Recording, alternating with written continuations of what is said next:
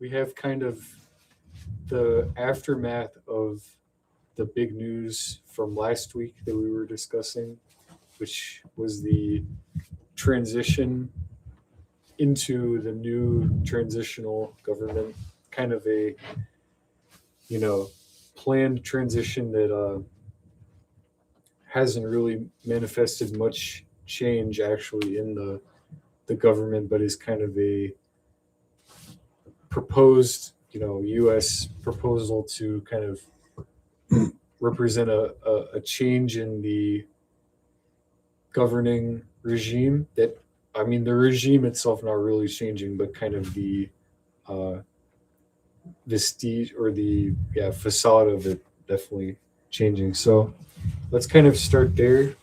Okay. And also, I'm Kim Ives. I'm Joseph Mullen. Okay, so we come on every Sunday afternoon. We used to be closer to noon or 1, but now we've been going a little later for various reasons. Yeah, essentially, just to review for those who don't know the history or who are new to this program,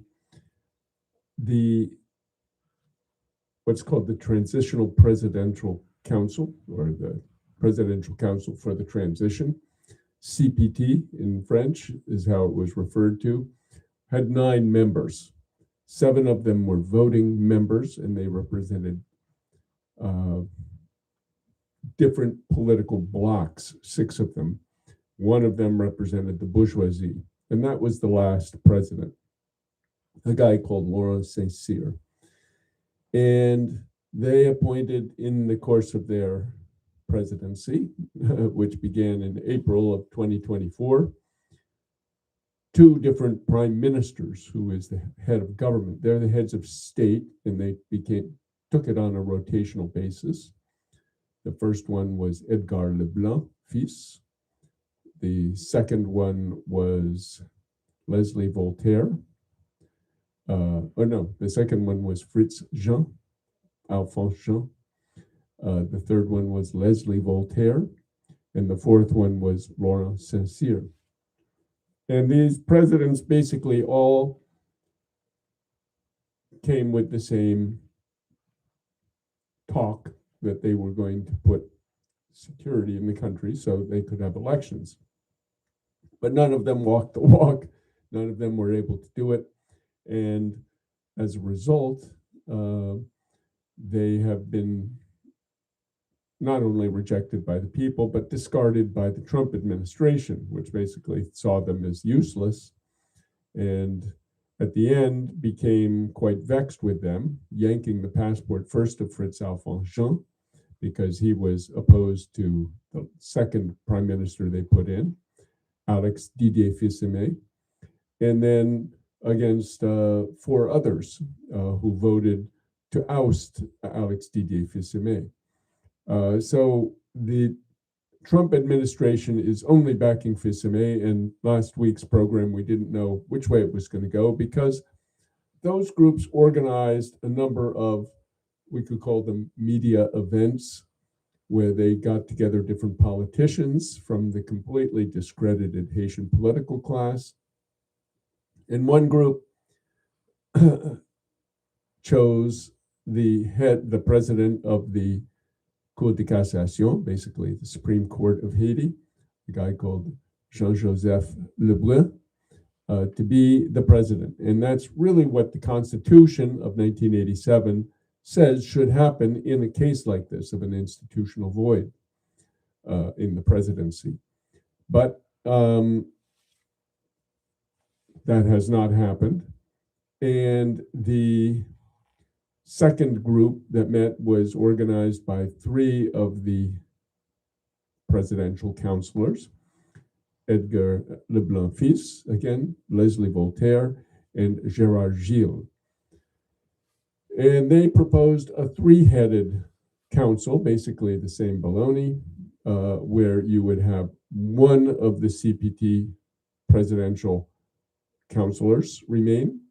You would have the Supreme Court judge, and then you would have somebody representing what they call civil society, which nobody knows really what the hell that is.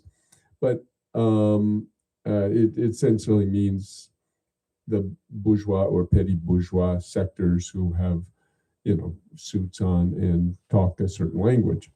So that was their proposal. They held it at the Montana Hotel, which was also the birthplace of the Montana Accord Coalition, who had a hand in that. And it was kind of a rerun of the Montana Coalition approach. That is, by taking all these people who do nothing but meet in hotel rooms and, give their beautiful ideas about how the government should look, but a lot of sound and thunder signifying nothing, to paraphrase Shakespeare. So it was essentially in Creole, they talk about a coup d'épée dans l'eau, a sword strike into water. They came with these things. They did this, fanfare and a lot of excitement and, oh, what's going to happen? But they had absolutely no way to enforce it. And Alix Didier Fils-Aimé did, because he was basically his protege, his right hand is a guy called Vladimir Parizan, who is the head of the police force, 15,000 member police force, which is the main armed force in the country. The Haitian Armed Forces, the FAD, as it's called, Force Armée d'Haïti, is only about 1,000, 1,500 troops. So, and Vladimir Parizan is a real son of a bitch. He's been involved in all kinds of terrible criminal activities, according to people who used to work for him from Bel Air, who are now fighting against him. And he is basically the total right hand of Alix Didier Fils-Aimé. So these CPT counselors and various politicians with their two different coalitions, those are the two major ones. Of course, there were lots of other parties making proposals. They didn't have anything come up. There were no real demonstrations. Nobody tried to take by assault the primature, which sits up right on the borderline between Port-au-Prince and Pétionville at a sort of a fork in the road. It's would be a very difficult place to attack because it's kind of at the top of a hill. And for years, Jimmy Barbecue Cherizier, the spokesman and leader of the Vivre Ensemble coalition, has been calling on the police and the sort of paramilitaries that work with them, called the brigades, which set up, barricades in their neighborhoods, all the way up to this primature, which sits on the top of this hill, as I said. So he'd been saying to them, listen, why don't you remove this CPT? And Alix Fils-Aimé, who they call a cocaine user or dealer, he used to have a lot of dealings with one of the Vivre Ensemble leaders, a guy called Chrysler in Carrefour. And so Chrysler apparently was in a position to know and said, this guy was some kind of drug user. Anyway, I can't vouch for that. I'm just repeating something that I've heard. But it's in any case, a takeover by the head of government, which is essentially the same thing we had after the assassination of Jovenel Moïse on July 7th, 2021, when Ariel Henry, who was not even the prime minister, he'd been nominated to be prime minister, and he was in fact supposed to take office or be sworn in on the morning of July 7th, but that night that morning at about 1 a.m., Jovenel Moïse was machine gunned by Colombian mercenaries, and apparently, and so he disappeared for a few days. The interim prime minister at that time, a certain Claude Joseph, held power for about a week or two until the core group, which is basically the US and all the embassies aligned with it, Canada, France, European Union, etc., decided that Ariel Henry would be the better choice, and they went with him to be the prime minister without any presidency. So basically, from July of 2021 until February 2024, Ariel Henry held power. And he was essentially the only power in Haiti until the Vivre Ensemble, as we said, the coalition of armed neighborhood groups around Port-au-Prince, essentially said you can't land at the airport, and they, hit the police stations around the town, and so Ariel Henry could not re-enter. And the Biden administration, despite his pleas for them to somehow reinsert him back into Haiti, they said no, and that was how the Biden administration scrambled to put together this CPT in Jamaica, without any Haitians, by the way, in the initial meetings. They brought them in for the ending, but it was basically decided by the Biden administration with some CARICOM handmaidens, primarily Jamaica, Barbados, and Guyana. And they put in place this CPT. So the CPT is dead, and the prime minister they hired or put in place after kicking out Gary Coney, who had been Washington's favorite at one point, they now are relying on Alix Didier Fils-Aimé, who has shown he has no problem but to use these mercenaries of Eric Prince, who have committed just terrible massacres, which we've been detailing in this show and in Haiti, the pages of Haiti Liberté. But one of the worst massacres took place on January 30th, just about 8-9 days ago, and 10 days ago. And we still don't know the full body count because so many people fled after that already. After a month of such massacres, which we have detailed in Haiti Liberté and on this show, there was already a reduced population in Bel Air, but after they carried out this terrible massacre on the morning, in the wee morning hours of January 30th, the people who basically gave us all the information on the previous massacres have had great difficulty in getting new information. We have a few names, and we will end up publishing some account of what we know, of who we know were killed during that. But these are just terribly murderous, arbitrary massacres of old people, kids, children, 14-year-olds, market women, people who have absolutely no connection whatsoever with any bandits, as they call the armed neighborhood groups. But so we'll see how things shake down. But we are essentially in a new period where we have probably the least legitimate government ever. I mean, if you wanted to split hairs, you could say that the CPT's presence made the previous de facto government slightly more legitimate or presentable, because at least it represented a number of different sectors of Haitian society.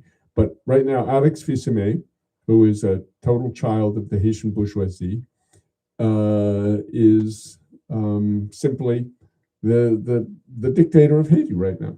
So there we have it. Yeah. Last week when we talked about this, I was kind of thinking about the nature of empowering the judiciary with this judge, possibly being president, and also that is there in the Constitution, to have a judge kind of come in is like a logical step down the road of total, meaninglessness of this already. It's a bourgeois democracy now. It's kind of, the mask is slipping. So having a judge come in, where judges are supposed to be, the most impartial actors in society, but they're, obviously either part of kind of the French legal tradition or the Anglo in other parts of, the colonized world. So judges are, notorious for, feigning impartiality and actually being very much captured into this system, maybe more so than, the otherwise, like, ostensibly left-wing politicians, civil society. No, the judiciary in Haiti is just about as rotten as you get. Yeah. So I think that turn is already part of what, Kervins Louisant has written quite a lot about, kind of the capturing of the state by elements of this bureaucracy that is basically has been unleashed and is totally out of control and totally kind of anonymous in a lot of ways. The judiciary is part of that. There's no accountability. I mean, you're not elected by anybody, and your job is kind of implicitly meant to be unimpeachable, right? So I think that move is further solidifying also having, an unelected politician who is hired, appointed to be, again, ostensibly like a, almost like having like a city manager in a municipal system. It's like you're hired by the city council and then you become the mayor of the town. So, I think that these moves, whether we're chalking them up to the Trump administration moves, or it is kind of this further, kind of this ensconced bourgeoisie that now is really, shying away from all pretenses of democracy and just really wants to have absolute power. And that I think with a lot of Kervin's reporting is enabled by a bureaucracy that's kind of there in the shadows. But whether just in passing, at one point he wrote a piece which profiled a certain Jean Palerme Maturin as this sort of a deep state actor. That's the UTE technical executive unit. And he was proposed in one of these meetings to be the prime minister to replace Alix Didier Fils-Aimé. So anyway, it's a little bit, it's not like there's a revolutionary alternative coming from this political class and these various bourgeois parties who are meeting. I think all that does go to further, as you're talking about with Parizan, it does further alienate they are civil servants, but they're, the least well-paid civil servants in the police and security apparatus, who kind of would like to think that their job has some degree of public, being a public servant, being a responsible citizen, whatever. Those people tend to dislike this kind of deep state, right? We see that in this country too. There's a dislike of the deep state by people who think that they're kind of the responsible statespeople, civil servants, whatever. So I don't know if that will intensify that contradiction. I don't think you can look to the security apparatus to be helpful, really, until kind of they are pushed to the edge. And Jimmy Cherizier was there at one point. Mm-hmm. Well, yeah, and just to clarify, when he was proposing it, he was saying, listen, you, the police, and your paramilitaries are blocking us from going up and ousting all those CPT fakers and Fils-Aimé from power. But if you're not going to let us go up and do it, why don't you do it? Or why don't we join together and do it? But at this point, none of that is going to happen. So he wasn't. It wasn't that he held out a great hope that they would do it, but it was more. He was saying, "Listen, if you won't let us do it, at least you could do it because everybody But is." it does make sense that you would have. Last week we talked a bit about Fils-Aimé's political pedigree and familial connections, Mm-hmm. and everybody that's kind of coming with them. It makes sense that they would look to mercenaries, essentially, just hire some, because this is the totally non-national. If there is such a thing as the national bourgeoisie, this is the non-national bourgeoisie. They have no sense of Anti-national. patriotism. Yeah.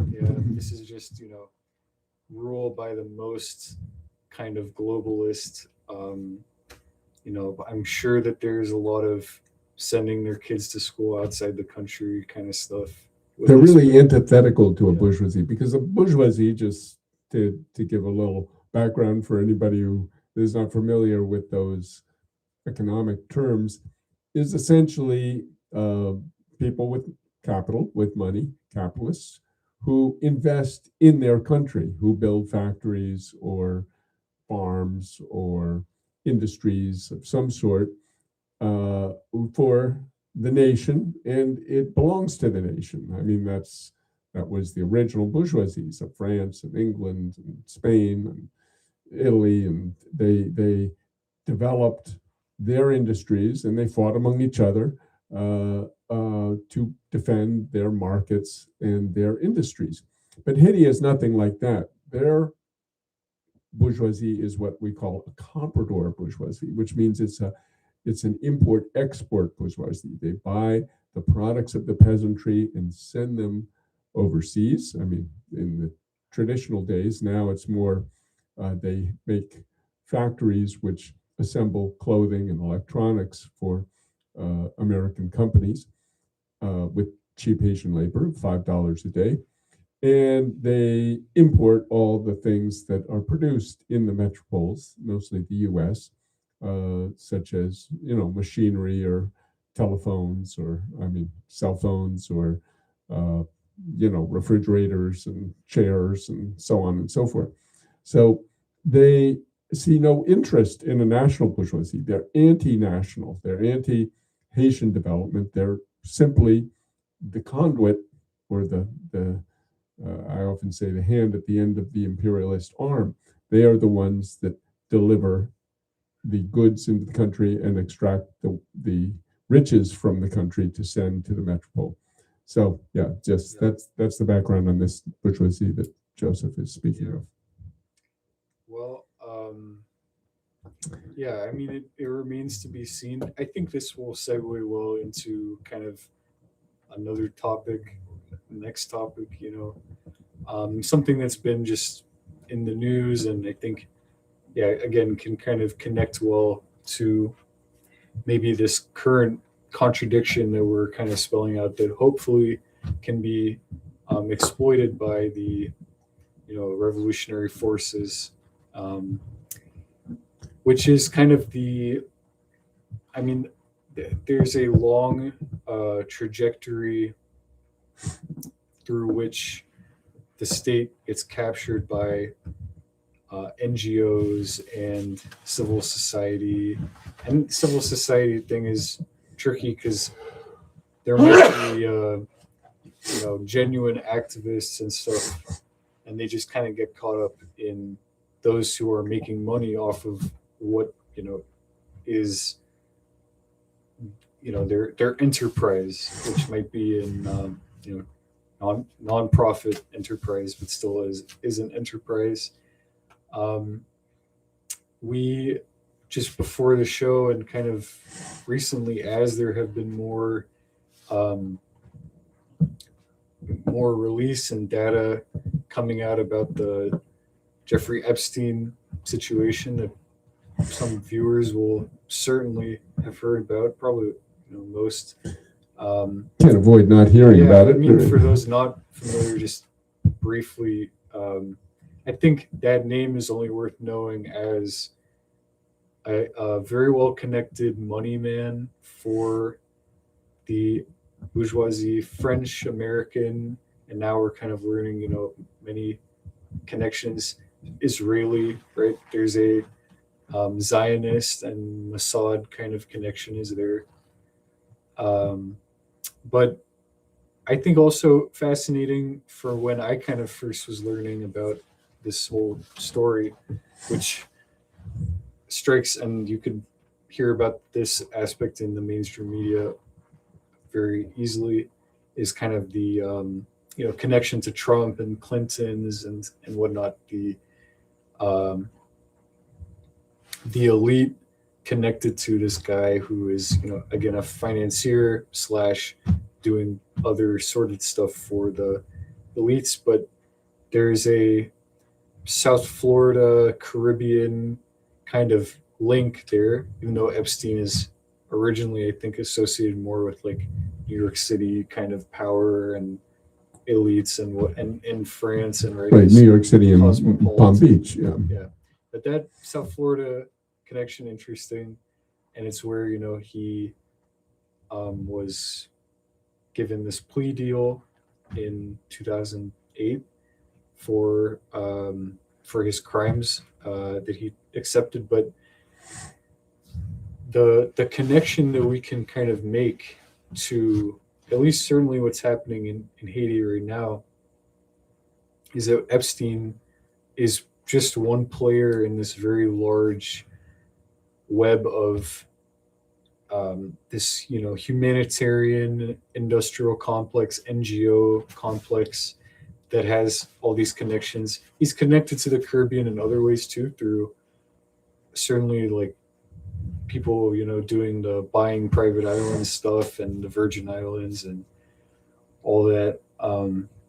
But we're learning just before the show a little bit, trying to search in the released declassified emails, which is mostly his personal email server that they have, I guess, apprehended and then made a lot of it public. Although, a lot of it is still redacted and probably won't be unredacted the more. Well, 3 million are apparently still unreleased in violation of the law, because it was an act of Congress headed by Representatives Thomas Massey and Senator Ro Khanna of California, Massey of Kentucky. And so basically the Department of Justice is violating the law, or is ignoring the law, which says that you have to release all of these documents. So they released 3 million of them after intense outcry last week, a lot of which has very damning stuff about people like Trump, et cetera, and threatening celebrities, right? I mean, the main reason celebrities. I think the main reason at the core of a lot of stuff that they don't want to truly declassify everything is certainly the Israel stuff is in there. Yeah. And it's very clear once you parse through it that he was certainly some kind of agent, or just kind of like a patsy maybe for a lot of the real players. Although he, gains kind of this independent wealth through some means, through connections to anyways, I mean, I'm not an expert on his whole life and whatever. People can learn about that. But I found that the Haiti connection, which there's always some connection there, especially if, the person in question is part of this kind of elite network, and especially the humanitarian complex. So it was interesting going in there and reading about his kind of reaction, part of the world's reaction, but especially, wealthy North Americans' reaction to the 2010 earthquake. January 12th, 2010. Yeah, there's kind of a moral outrage, and there's a lot of white saviorism abounding, and he, through his connections to these well-endowed people, got kind of swept up into that. I mean, he had clearly some kind of Franco French connections through like the fashion world and whatever in New York. But I don't think from just a cursory glance at looking at some of this stuff that he really knew about it or cared at all, like most of the elite, before this kind of happened. And I'm sure, I mean, I remember growing up in South Florida, the initial response to the earthquake, that all kinds of people were, we have to go do something about this, and it's our responsibility and such. So hopefully someone will go parse deeper into this stuff. I don't think we can fully, just because it's not, again, they've deliberately chosen what to release so that it isn't going to tell you outright some, crime that implicates someone. Well, not yet, at least. There are, again, 3 million pages of, or 3 million documents, which have yet to be released, which they are still holding back, supposedly, I think, saying they are redacting them. The Clinton stuff, people know about. It's well documented. The Clintons, what they did to Haiti, and he was, so close with Bill Clinton that is kind of immediately a flag in terms of if the Clintons are doing all this kind of stuff politically and controlling this flow of money to go in after the earthquake, he either helps fund that. Part of the stream of emails, thread of stuff that we were just glancing at was about this effort to enlist him to use his Gulfstream plane, the Lolita Express, to fly relief missions into Haiti. And I mean, I saw some stuff in there where him from his personal email is saying, yeah, I'll do it. I want to do this. And I'm, disingenuously, maybe he seemed persuaded. Just as long as the interior of the plane isn't damaged. Yeah, that was his stipulation. Especially that waterbed, Yeah, which just from, we're just looking at it briefly, isn't to say that he didn't then do some kind of stuff. Like I saw an email in there which was from someone, could have been one of his personal assistants that he had. There was one from his pilot too, which I found pretty interesting, which was about who has access to the airspace and whatnot. But it was somebody saying, you will get a lot of good press coverage for this if you do this. And whether he did or not, but that is kind of a smoking gun there in terms of what is the real motivation for this NGO complex to do this stuff, to go in and have, relief missions. And it's not about actually sincerely helping. And the people who are trying to do that are quickly chewed up and spat out by Oxfam, by, the countless, rotten, that whole thing is rotten. And that's why we're kind of going to call that an enterprise unto its own, because it isn't non-profit that has a couple bad people in there who do some bad stuff. It's a whole system that is just making people money, giving press coverage to people like Epstein before they even know about Epstein's stuff. Although it's 2010, so he had already gotten this plea deal, but was still magically part of civil society and part of fundraising galas. He has all these things about going to all these galas in New York for, relief, and Sean Penn is there, and DiCaprio is there, and Brad Pitt's there. Well, there were some very in short, for people who really want to understand the NGO aid complex, they do have to read Tim Schwartz's book, which is called the Great Haiti Humanitarian Aid Swindle, which is absolutely the go-to account of how this humanitarian aid complex works in Haiti. Tim Schwartz, anthropologist who has worked in the NGO world for 30 years in Haiti and the Dominican Republic, where he spent some time in jail. And he's written a new book about that called El Lío del Gringo, absolutely wonderful book, which I'm in the midst still of reading. But these emails that Joseph was just going through, and we do hope if there's anybody who sees this video and would like to go through the documents which are on the Justice Department's website and easy to access, and you can go through them. It will take time and effort to sort of tease out all the nuggets, like the quote you found, Joseph, that says, Haiti has always been close to my heart by Jeffrey Epstein. I mean, these... on that note, it's funny because you're getting his personal email, so you see to and from, and a lot of him sending stuff is fascinating, but he got subscribed to all these NGOs emailing lists about Haiti after the fact, which shows kind of the short attention span that these people have, right? It's like only after some disaster they're going to go. But just going to the point about Haiti becoming a sort of celebrity branding opportunity, and maybe Champagne is the number one example of that. In fact, on the paperback cover of the book, if you would like to purchase it, and we would encourage you, of the Great Haiti Humanitarian Aid Swindle, you have a wonderful graphic of Champagne sort of parachuting in with bags of money, streaming behind him.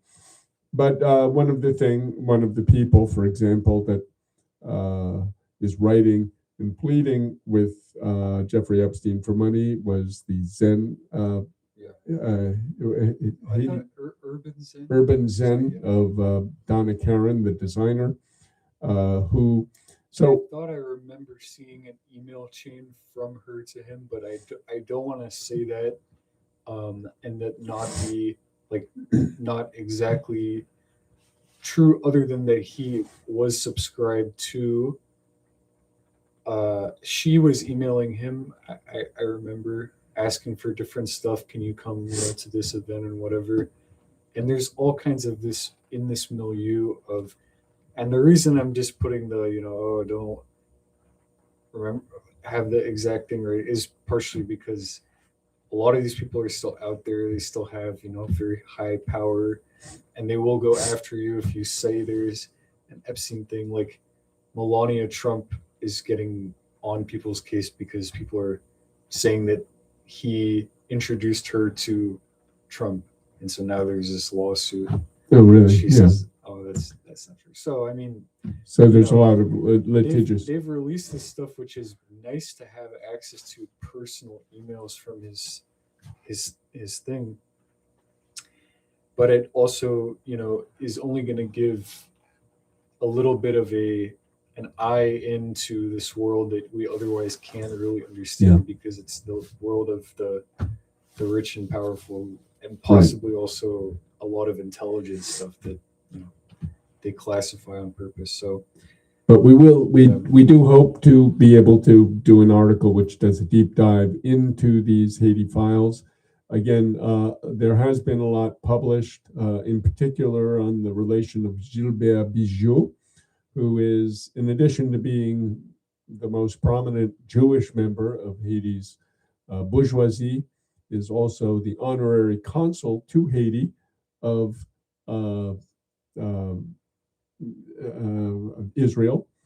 He made his fortune. He is now Haiti's richest man. He's a billionaire.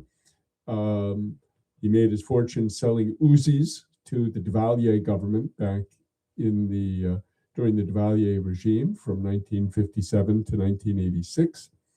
Uzis are a sort of short, light, very rapid fire machine gun, not very accurate either, but it is a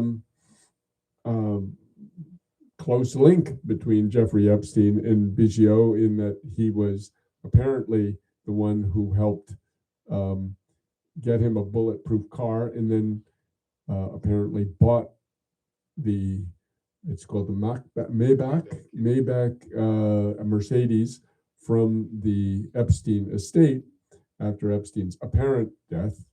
Of course, there's a lot of speculation now whether he was just switched out and some lookalike was presented as the corpse and he's living somewhere, maybe in Israel or who knows where. But in any case, his estate did apparently sell the Maybach back to Biggio for $130,000. Although that in 2021 was reported in the Miami Herald that there was that kind of connection. I don't know that they had, like, in this file trove, the actual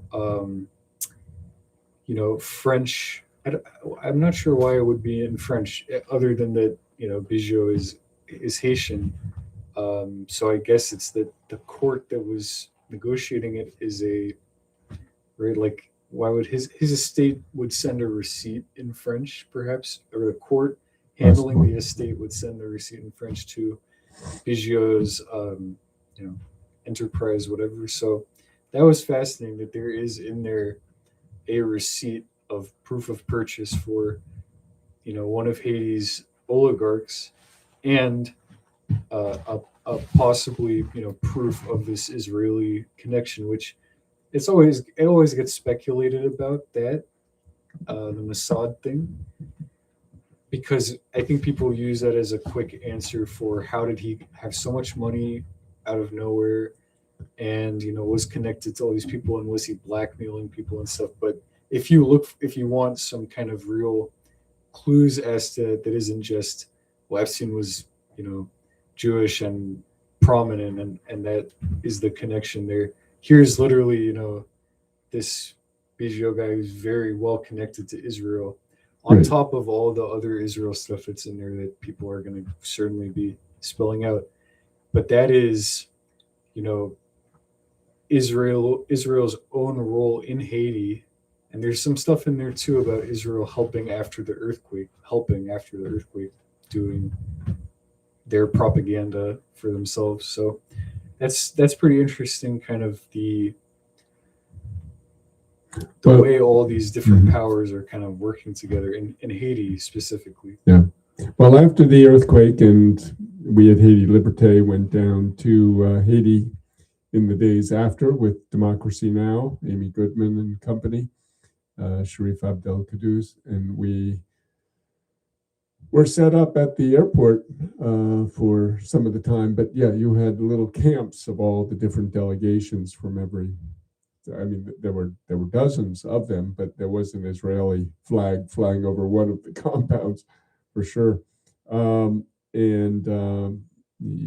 can see those interviews at the time on Democracy Now! Channel.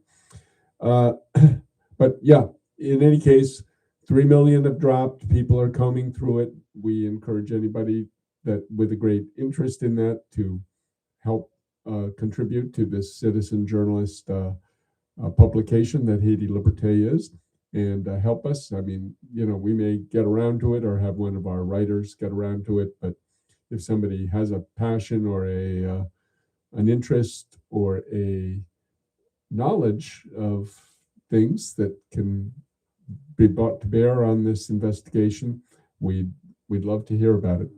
So yeah, and I mean, even just I guess as a last thing, there's some stuff in there about and I just saw this again before we joined. I wish I had noted the person who made this TikTok that I just watched before we started, which she was explaining that he had Haitians come work on Epstein Island. On Epstein Island. So and she was explaining why that is. I think it was for a particular reason. It could have been that, again, there's this Caribbean kind of all these people who do dirty stuff in the Caribbean, that according to just the first reading of this was that he didn't want workers there who spoke English because he was worried they would overhear stuff that his guests would be talking about. I mean that seems pretty true. It could also be that he was so moved by the earthquake that he thought, what better way to help people than to hire some to come work on Epstein Island. I mean, so there's interesting stuff there. There's also Ghislaine Maxwell. Well, just before you Yeah. go on to Ghislaine Maxwell, but people should understand that in many ways, Haitians are the working class of the Caribbean, if not to say the Western Hemisphere, because you find them everywhere in the United States and Latin America now as well. But particularly in the Caribbean, certainly if you go to Martinique or Guadeloupe or a lot of the U.S. Virgin Islands or anywhere in the Dominican Republic too, with a hotel, with a hospitality, with people having to clean pools or rooms or maintain grounds. Haitians are primarily the workforce that does this. And this is not surprising to me at all that you would have Haitians working on Epstein Island doing whatever chores were necessary to keep that place going. Yeah, I think that's, kind of the final word on that. Ghislaine Maxwell, you were about to say? Again, so much of this is just we're in addition We're to just spitballing. whoever that was who I saw that I think was Haitian herself making this presentation about this, but the Miami Herald, as much as I don't really, like sometimes their point of view on like Venezuela and stuff, they had done a lot of this reporting in that connection. So hopefully people will keep looking into this, and there's all, these people, the rich and powerful that he was connected to in the fashion world, the art world, they're buying all this art and stuff. There was, this supposedly this attempt to buy a small island off the coast of Haiti that Ghislaine Maxwell was clued into through these emails. So I don't know. I mean, I think there needs to be really like a serious reappraisal of all the people involved in the NGO stuff. If any of them are at all going to play like a positive role, they clearly have in many ways a lot of skeletons in their closet, because just a cursory look at this stuff is like, they're doing all these fundraisers and galas, and it clearly becomes like the issue of the day for him in 2010. Again, after he's already clearly, it wasn't like you can pretend that Epstein's just this finance guy who's just like around and has an island. It's like he'd been busted by Palm Beach cops. Yeah. And he's still attending all these black tie soirees and stuff and cocktail parties, and it's like just pretty disgusting. Now, pivoting back to Haiti, part of the drama of this moment is that you have an offensive by the Trump-Rubio administration coming in to the Caribbean, kidnapping the president of Venezuela and his wife, threatening to do so to Cuba and Colombia.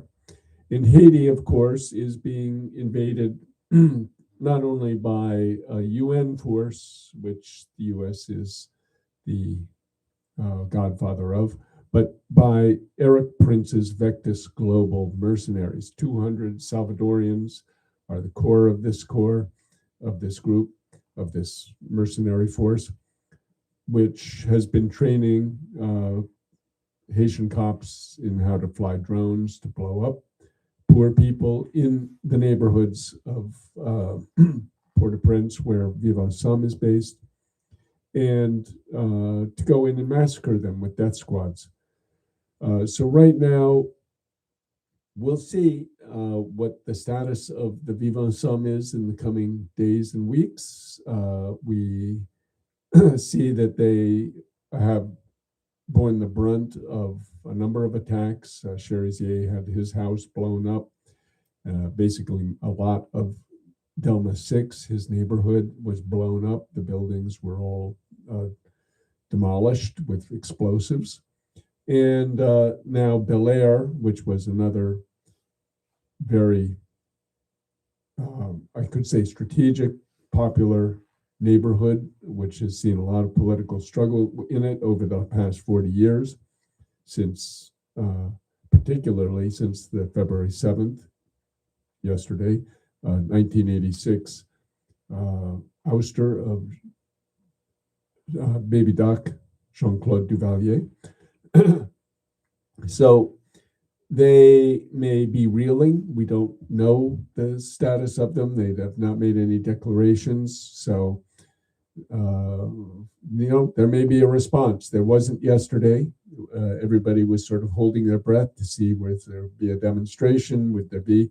But our correspondents called us from the ground in Haiti and said that the whole area around the primature, the prime minister's office, and what they call the Villa d'Accueil, which was basically where the presidents were based, had been quadrillé, had been occupied, surrounded, barricaded by the police and very heavy security forces deployment. So we'll see what comes in the days ahead. We're still in a period of revolutionary upheaval. People cannot eat, people are hungry, people are angry, and you have the most, I could say, politically compromised or politically illegitimate government ever in Haiti. The tagline in the New York Times article today, and it was reproduced in the title, was "Haiti is in full crisis." That was a quote from Robert Fatton, who is a Haitian academic at University of Virginia. So Haiti is in full crisis. I mean, it's not like there has not been no president previously. It's happened several times in the past few decades. But this one is one of the most extended periods. And now Alix Didier Fils-Aimé is probably the least legitimate of any de facto prime minister, because at least with Ariel Henry, you could say he was nominated by an elected president, Jovenel Moïse, somewhat elected, and he served without any president for those 2.5 years that he was holding the ship. But now, Alix Didier Fils-Aimé, the only thing he has backing him is Trump's benediction, Trump and Rubio's benediction. Rubio is the main one talking for him, or to him, saying that we back you, and you're the one we want. And Worcester, and he cited a number of times in the Worcester being the U.S. chargé d'affaires. We can call him an ambassador, but there's no elected government to accept his credentials. So Henry T. Worcester is cited in this New York Times piece as basically threatening a lot of these CPT Council of Presidents who were challenging Fils-Aimé staying on and saying, butt out. We want him, he's staying. So this is not going to work in his favor. He is the American's man. And again, an irony, because his father, Alix Fils-Aimé Boulon, was some sort of critic, at least in words, of the U.S. government, even though he did meet with them, as is detailed in the WikiLeaks documents, but was anti-imperialist, at least in words. having come to the National Popular Assembly and National Popular Party meetings in the 80s and 90s. So we'll see what happens in the days ahead, but for sure, it's going to be a very tumultuous 2026, not just in Haiti, but I think throughout the Caribbean. Well, thank you for tuning in, and next week be back. We'll be back hopefully with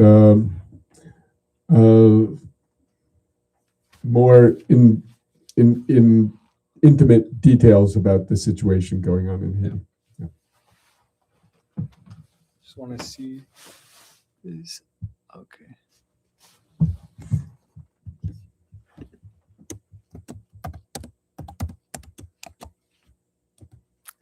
Someone posted some